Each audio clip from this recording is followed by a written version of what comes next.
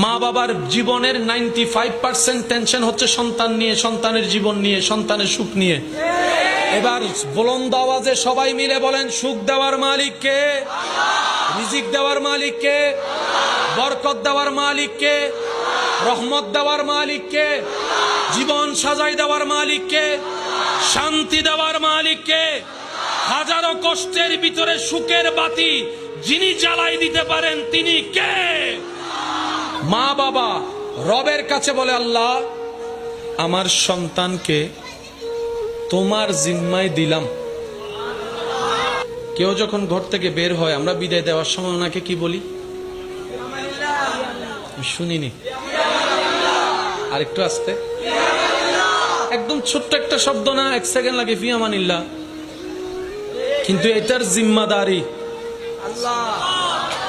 মা যখন বলে সন্তান দূরের